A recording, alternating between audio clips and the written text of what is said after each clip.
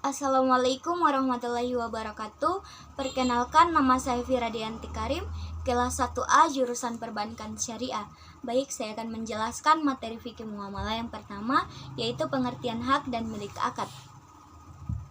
Kata hak berasal dari bahasa Arab, yaitu al-haq, yang secara etimologi mempunyai beberapa pengertian yang berbeda. Di antaranya berarti milik, ketetapan dan kepastian, menetapkan dan menjelaskan bagian kewajiban dan kebenaran. Secara terminologi fikih terdapat beberapa pengertian al-haq yang dikemukakan oleh para ulama fikih.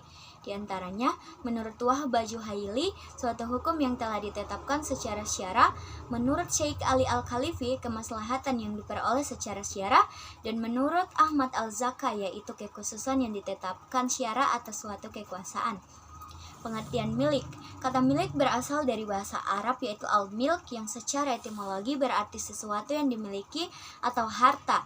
Milik juga berarti hubungan seseorang dengan sesuatu harta yang diakui oleh syara, yang menjadikannya mempunyai kekuasaan khusus terhadap harta itu sehingga ia dapat melakukan tindakan hukum terhadap harta tersebut, kecuali adanya kalangan syara. Pengertian akad. Kata akad berasal dari bahasa yang secara etimologi berarti perjanjian dan pemufakatan atau al-ittifaq. Secara terminologi fikih, akad didefinisikan dengan pertalian ijab atau pernyataan melakukan ikatan, dan qabul yaitu pernyataan penerimaan ikatan dan sesuatu yang kehendak syariah yang berpengaruh kepada objek perikatan. Materi kedua yaitu pengertian jual beli. Al-ba'i adalah menjual, menukar, atau sesuatu yang lain. Kata ba'i dalam bahasa Arab sering diartikan yang berlawanan, yakni asifa dan beli. Dengan demikian, maka kata ba'i berarti jual sekaligus beli. Menurut mazhab Hanafi memiliki arti yang pertama, saling menukar harta dengan harta melalui cara tertentu. Yang kedua, tukar-menukar sesuatu yang diinginkan yang sepadan melalui cara tertentu yang bermanfaat. Jadi, jual beli adalah bentuk muamalah dengan cara saling tukar-menukar barang atau harta menggunakan benda tukar yang saling bermanfaat, dan terjadi perpindahan pemilik dan kepemilikan dengan syarat dan hukum tertentu. Ada pula rukun jual beli. Yang pertama yaitu orang yang berakad atau penjual dan pembeli disebut dengan mutaka'adin, dan yang kedua barang yang diperjualbelikan disebut dengan mabi, yang ketiga harga atau nilai tukar disebut dengan saman, dan yang keempat yaitu ijab qabul disebut dengan abdul ba'i. Macam-macam jual beli. Yang pertama ba'i usar, yang kedua salam, jual beli dengan cara memesan, dan yang ketiga bai'ul wafa. Pengertian riba, gharar, dan maisir. Secara etimologi, riba berarti az-ziyadah, artinya tambahan, sedangkan menurut terminologi adalah kelebihan atau tambahan pembayaran tanpa ada akad transaksi. Di antara akad jual beli yang dilarang keras antara lain adalah riba. Riba secara bahasa berarti penambahan, pertumbuhan, kenaikan, dan ketinggian. Pengertian gharar. Gharar merupakan larangan utama kedua dalam transaksi muamalah secara riba. Penjelasan pasal 2 ayat 3 Peraturan Bank Indonesia nomor 10/16/PBI/2008 tentang perubahan atas Peraturan Bank Indonesia nomor 9/19/PBI 2007 tentang pelaksanaan prinsip syariah dalam kegiatan penghimpunan dana, dalam penyaluran dana, serta pelayanan jasa bank syariah, memberikan pengertian mengenai sebagai transaksi yang objeknya tidak jelas dan tidak dimiliki, tidak diketahui keberadaannya, atau tidak dapat diarahkan pada saat transaksi dilakukan kecuali diatur lain dalam syariah. Pengertian maisir. Maisir adalah transaksi yang digantungkan pada suatu keadaan yang tidak pasti. Untung-untungan identik dengan kata maisir adalah qimar. Kata maisir dalam bahasa Arab secara harfiah adalah memperoleh sesuatu dengan sangat mudah tanpa kerja keras dan mendapat keuntungan tanpa bekerja. Pengertian mudharabah. Yang pertama, akad mudharabah adalah akad antar pemilik modal dengan pengelola modal dengan ketentuan bahwa keuntungan diperoleh dua belah pihak sesuai dengan kesepakatan. Mudharabah merupakan suatu perjanjian di mana seseorang memberi hartanya kepada orang lain berdasarkan prinsip dagang, di mana keuntungan yang diperoleh akan dibagi berdasarkan proporsi yang telah disepakati. Materi yang kelima yaitu pengertian musyarakah. Musyarakah adalah akad antara dua belah pihak, modal atau lebih, untuk menyatukan modalnya pada usaha tertentu.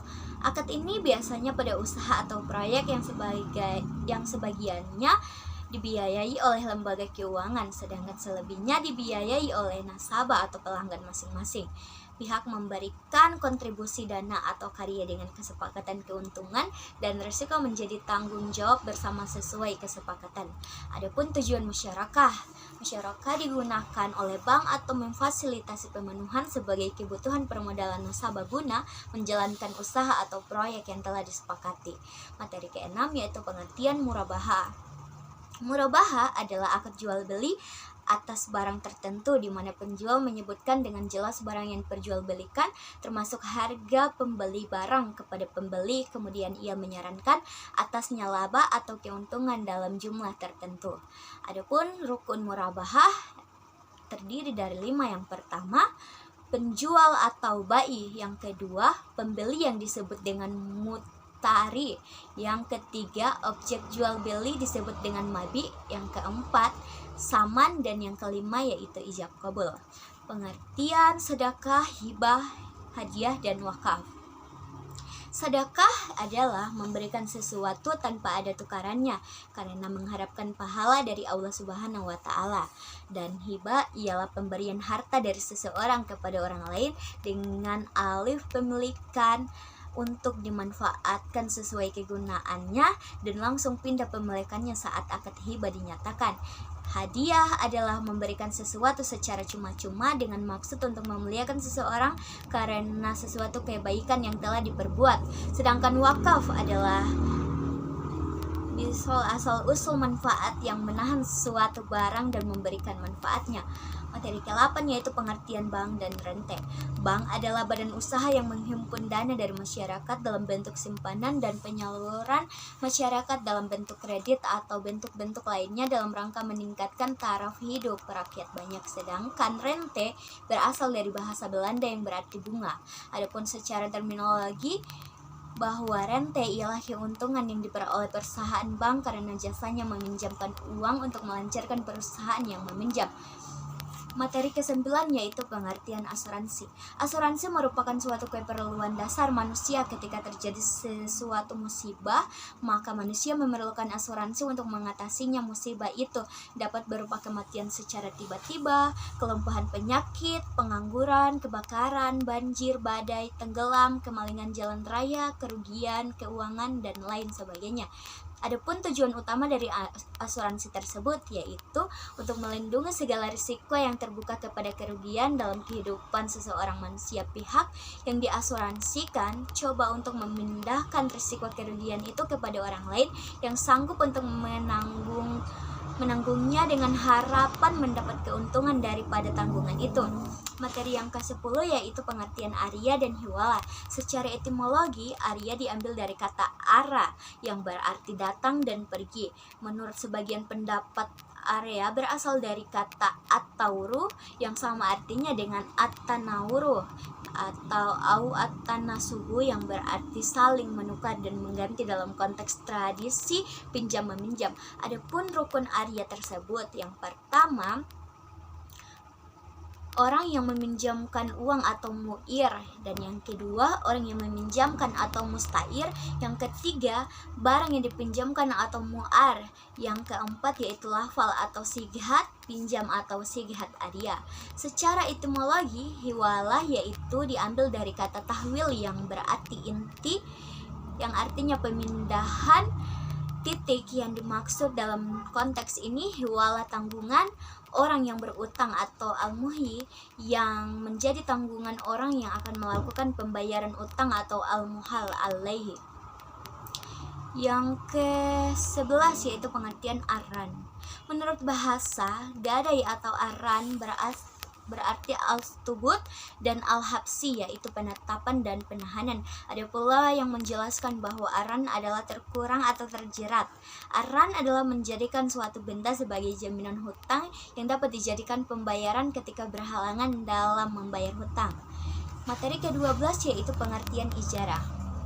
Secara etimologi, Al-yaran berasal dari kata al-ajru yang berarti al-iwat atau penggantian. Dari sebab itulah al-saubut dalam konteks pahala dinamai juga al-ajru untuk upah. Al-ajru atau upah. Adapun secara terminologi, para ulama berbeda pendapat, di antara lain menurut Sayyid As-Sabiq al-ijara adalah suatu jenis akad atau transaksi untuk mengambil manfaat dengan jalan memberi penggantian. Sedangkan menurut ulama Salafiyah, al-ijara adalah suatu jenis akad atau transaksi terhadap suatu manfaat yang dituju bersifat mubah dan boleh dimanfaatkan dengan cara memberi imbalan tertentu. Dan yang terakhir yaitu pengertian wakalah. Secara etimologi, wakalah adalah penjagaan, jaminan, tanggungan, pemberian kuasa. Akad wakalah juga biasa diartikan pelimpahan kekuasaan oleh seseorang sebagai pihak kedua dalam hal-hal yang diwakilkan. Dalam hal ini, pihak kedua hanya melaksanakan suatu sebatas kuasa atau wewenang yang diberikan oleh pihak pertama. Adapun jenis-jenis dari wakalah tersebut, yang pertama al-wakalah al-mutlakah, yakni mewakilkan secara mutlak tanpa batas waktu dan untuk segala urusan. Dan yang kedua yaitu al-wakalah al-muqayyadah, yakni penunjukan wakil untuk bertindak atas nama dalam urusan tertentu. Yang ketiga yaitu al-wakalah al-amamah, yakni perwakilan yang lebih luas dari al-mutlakah. Baik, mungkin itulah materi yang dapat saya jelaskan pada kesempatan ini. Semoga bermanfaat. Lebih dan kurangnya saya mohon maaf. Wassalamualaikum warahmatullahi wabarakatuh.